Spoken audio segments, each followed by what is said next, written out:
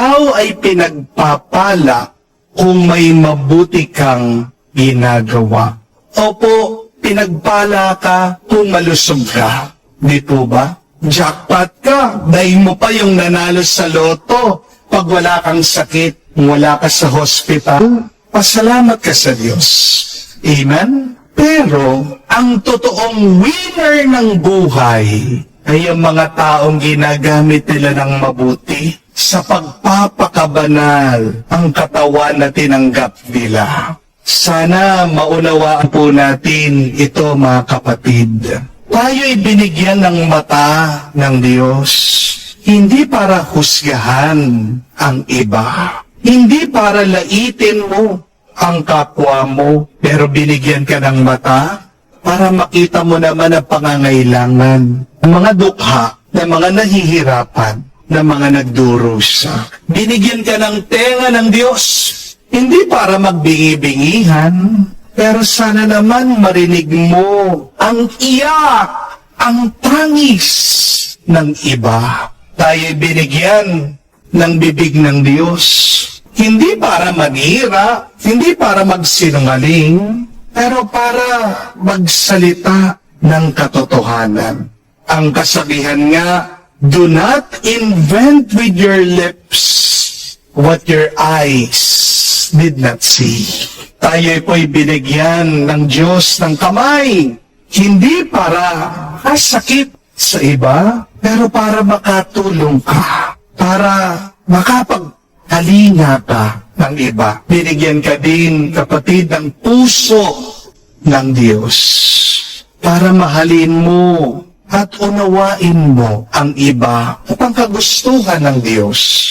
Alam niyo po, nakakalungkot isipin na binigyan tayo ng grasya ng Diyos, pero sa mali natin ito ginagamit.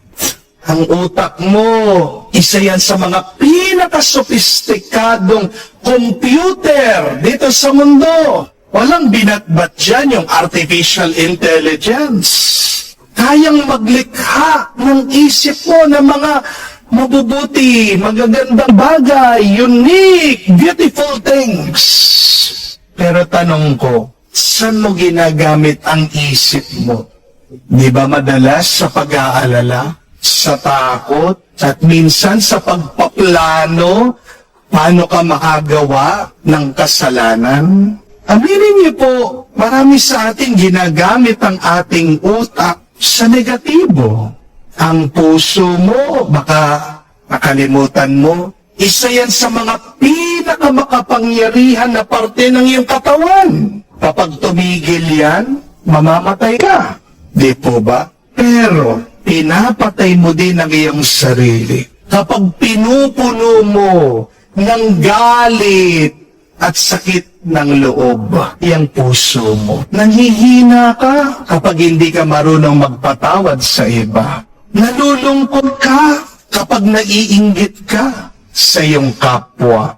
Kapatid, hindi nagiging blessing ang iyong mata. Sumpa ang iyong mata kapag nakikita mo, nagmamakaawa na nga ang iyong asawa sa iyo, pero hindi ka pa rin nagbabago. Sinumpa ang iyong mata. Kung imbis na tignan mo ang Diyos, alagi kang pabalik-balik sa iyong bisyo, sa iyong kasalanan. Naririnig pa ba ng iyong tenga ang iyak ng iyong pamilya? Nakikiusap sila sa iyo na magpakatino ka na?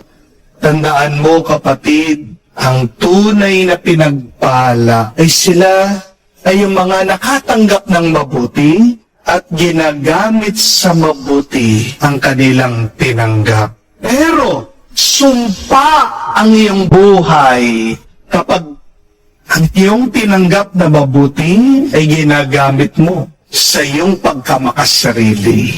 You live a cursed life when you use your eyes, but you do not see. You have your ears, but you do not listen. You have your mouth, but do not speak rightly. You have your hands, and yet you do not serve. You have your mind, and yet not think about the things. You have your heart, but do not love. Tandaan niyo po, kapatid, how you live your life is how God will judge you. Bandang huli, tayo po'y huhusga ng Diyos kung paano natin ginamit itong buhay na ito na pinagkaloob ng Diyos sa atin.